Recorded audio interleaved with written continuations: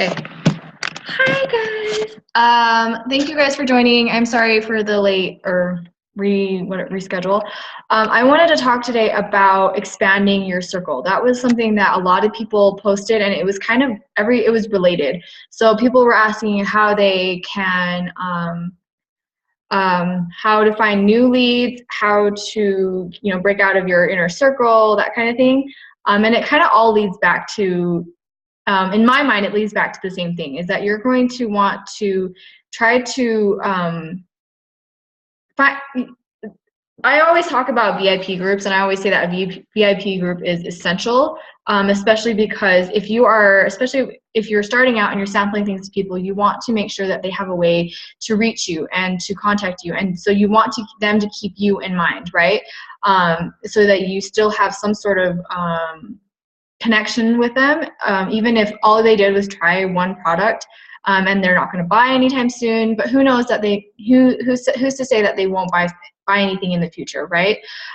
So definitely find a way to stay in contact with the people that you are reaching out to right now. So, I mean, if you're not a Facebook person, maybe you get their email and you send out an email newsletter every month or something, right?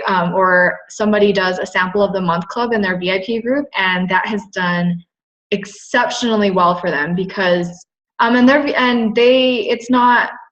it's not a lot of work, but it's a way to keep people in your inner circle and to keep them interested in Posh, right? And then one of the things that I also wanted to point out was another way that you can go out and share Posh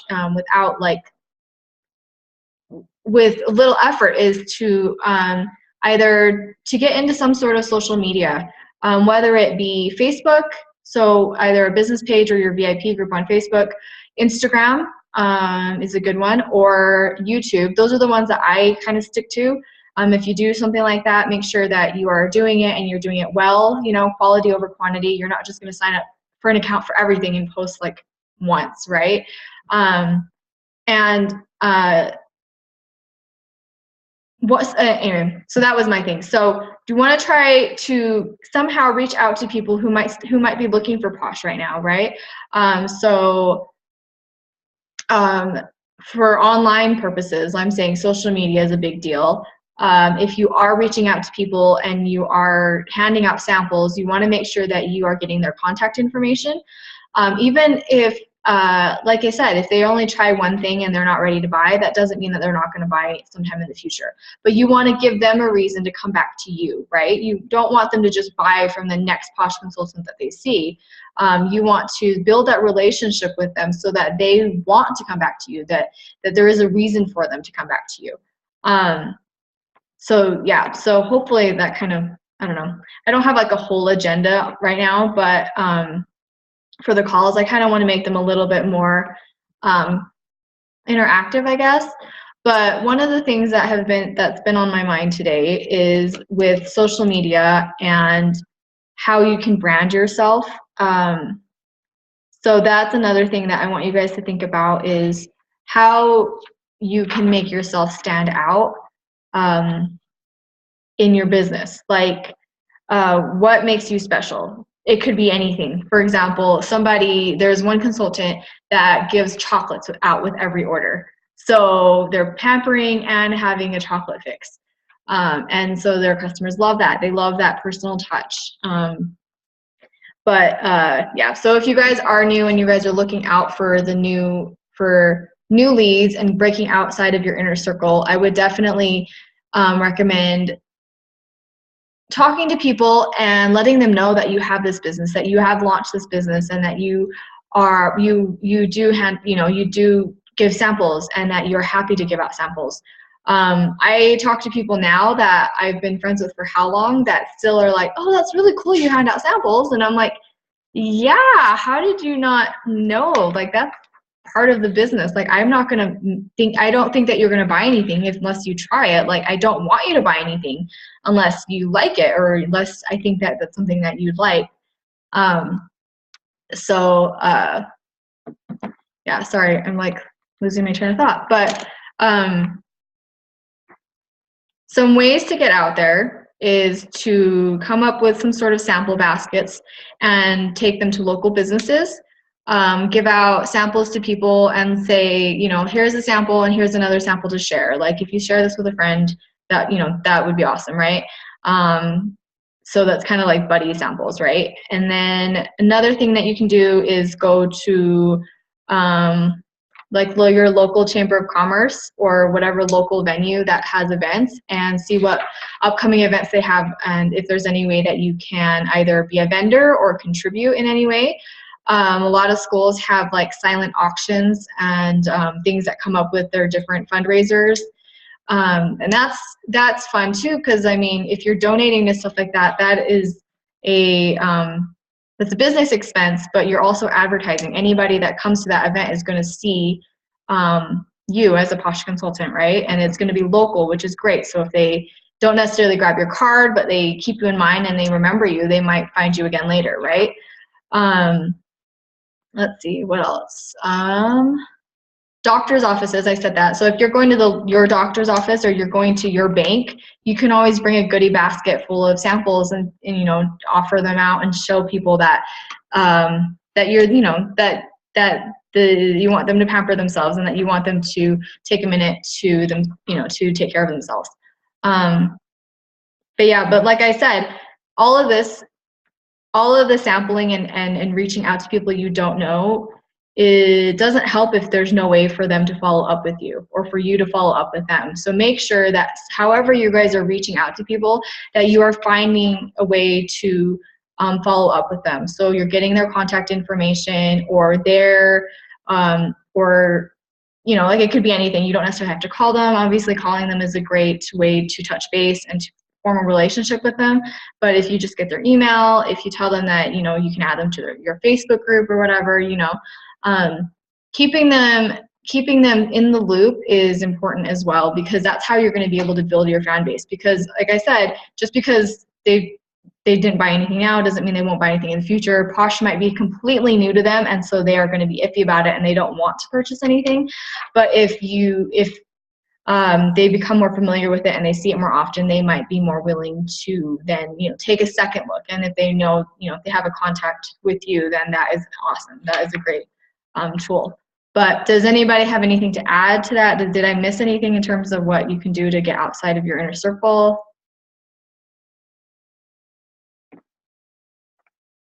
Okay. So like I said, I think social media is a really big deal. And one of the things that so this is funny. So I have my teenage cousin here today. She's job shadowing me, and I was talking to her about social media, and she's kind of like social media queen. So if you guys have like a teen or somebody who is really into social media, you should talk to them and see why they follow certain people or why they like using certain forms of or certain platforms and why they like, because that's going to help you see why, how to get people to follow you. So we're going to do another training another time that's a little more specific on social media and how you can build that. That was going to be my question is, okay, that's great. I have some social media platforms, and the one where I did have interaction, they're like tired of me. They don't care anymore. And then the other ones, I have like the only followers I really have are either my team or the same people that are bored on Facebook. So how do you expand that circle? I mean, I guess in a way it's kind of easier in person, except that I am not a very outgoing person until I get to know you. Generally, I'm very shy, and that's not something that I used to be. So it's just something in the last, 10 or 15 years where just I get shyer and shyer every year, it seems like. So bringing up without like some type of on-ramp, for lack of a better word, to get to like, oh, hey, by the way, I sell Posh. I don't know how to, it's outside of my wheelhouse and outside of my comfort zone to try and bring that up without some kind of preface to it. So I guess in a way it's kind of easier in person because you are standing right in front of them and they can't ignore you. But on social media, it's easier to be just me because they aren't standing right in front of me, but I don't know how to get them to look at it in the first place. So social media, I think, is like, it's like a mystery to me sometimes. And like Facebook, I can totally get Facebook. Like I'm Facebook, so too old.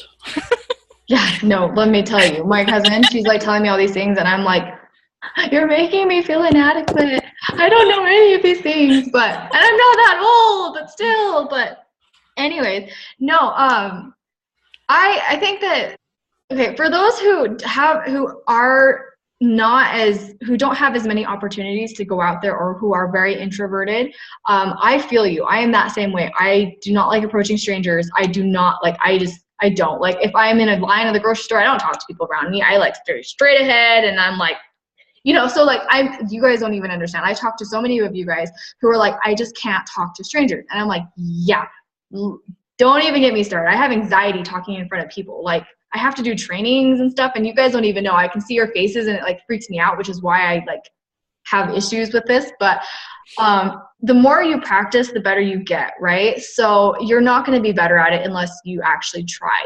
But there are different ways to work around it to break out of your inner circle, which is why I say social media is so important, because social media lets people see your personality without you having to worry about the live interaction and what will happen to you if you like stop talking, right? Like, right?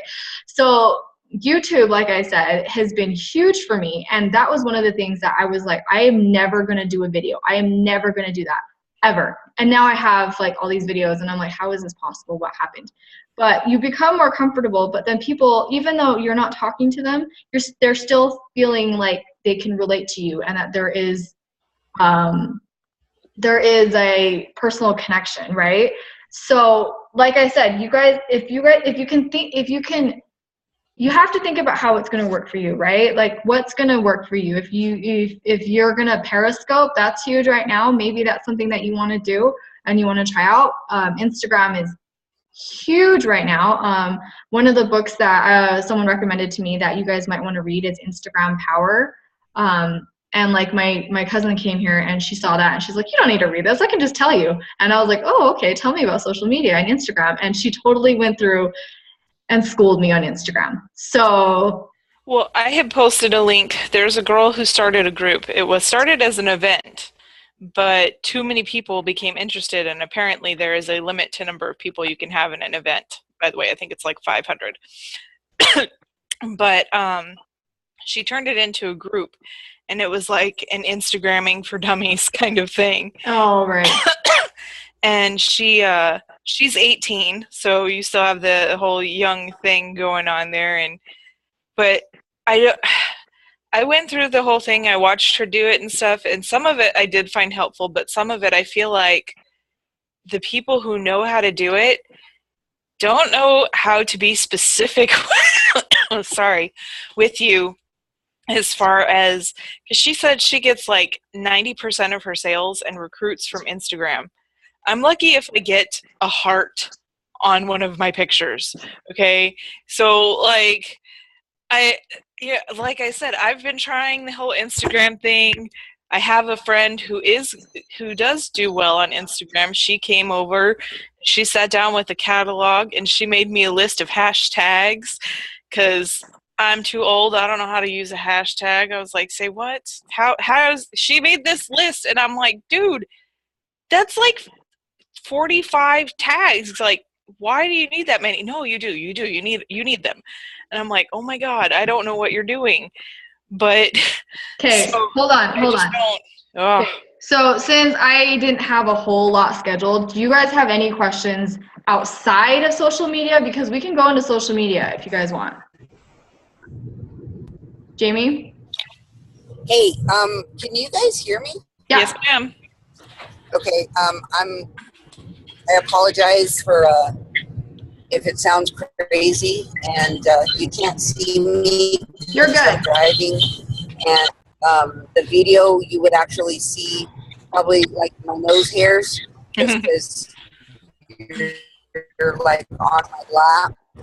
But I was going to say, just because everyone is using, or quote unquote, air quotes, everyone is using Instagram or everyone is using Pinterest or whatever, doesn't mean that that is the platform for you.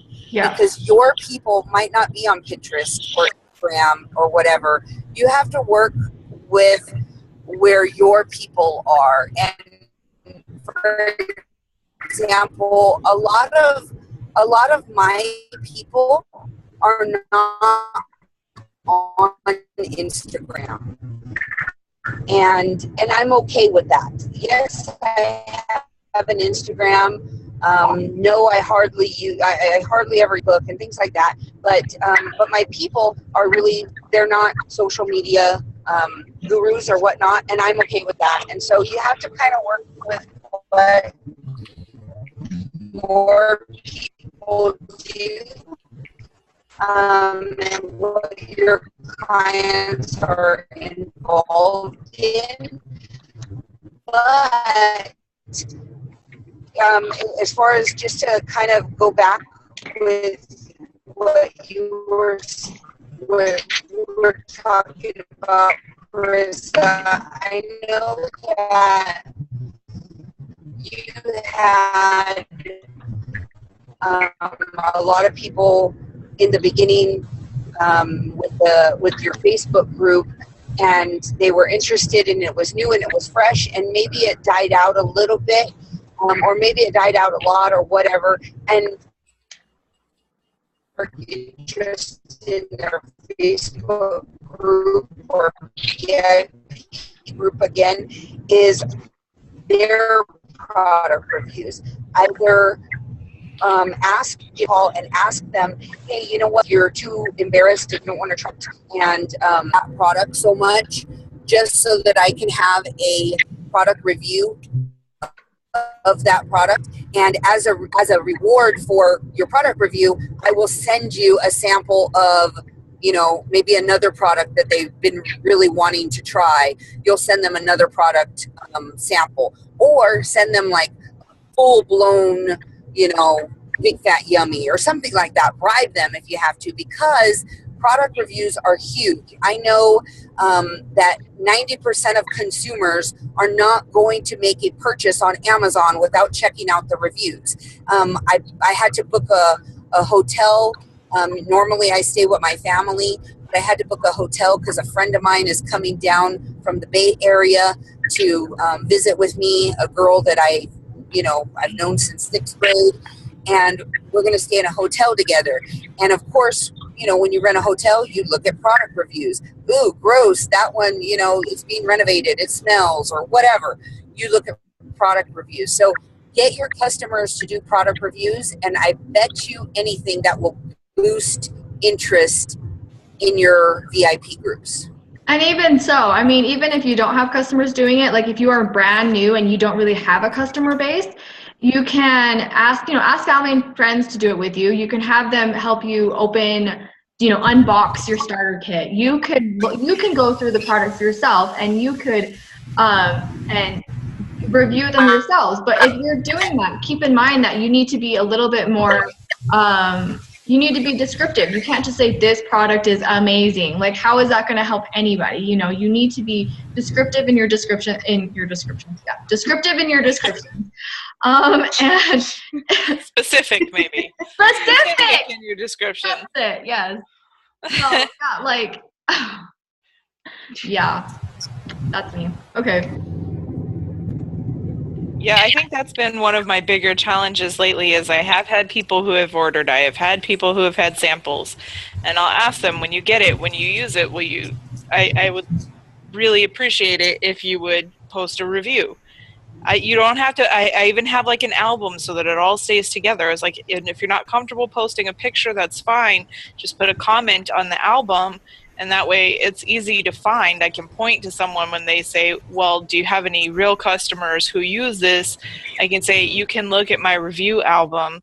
There may not be pictures, but there's a whole chain of comments there of what people think. And I have had one person actually follow through on their review for me. So I've had people recently do this. I've sent out samples and I asked them for their feedback and their thoughts. I actually didn't use the word review. I asked them, like, they told me what they liked, and I was like, hey, like, would you mind posting your thoughts or your feedback on my VIP group? That would be really awesome. And so they did. They didn't put it in the album. They just posted it straight up, and because they did that, then other people saw and then they did it as well. So I mean, obviously it's going to be harder for people to sift through to find the reviews, but it works. And to me, you know, to them, they're helping me out. They tried a product and they're just going to tell people what they think about it. So maybe try to avoid using the word review because they feel like it's a little too much. I don't know. I like that. Yeah, like think it wording. It's really a lot of it is wording and how you say things, right? You're not asking people to buy something. You're asking people to try something.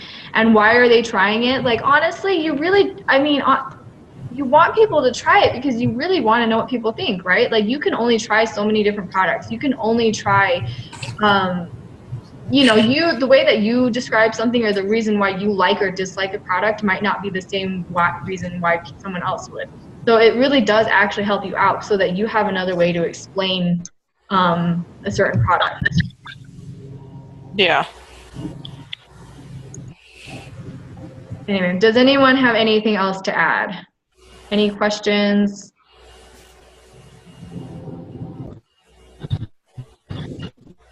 Sorry, my face.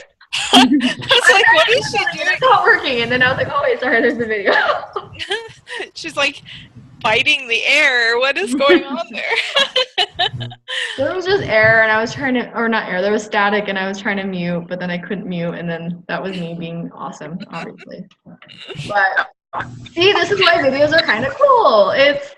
It's personality, right? I've actually, like I said, you don't have to do YouTube, you don't have to do Instagram, but it does help people find out more about you and feel like that they feel like they could be friends with you, that you're somebody that they want to talk to, right?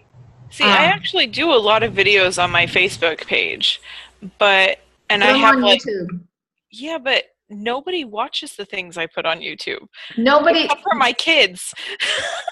well, you don't know. They can't find it if you posted it on your private Facebook page. Like, no one's gonna find that if you post. Well, I do have a couple on YouTube, and the watches are me and my kids. Sure, but it's gonna take time. No one's gonna watch it. It doesn't show up in the results as well until people are viewing it and liking it and subscribing. So there is a lot involved. There's more to it.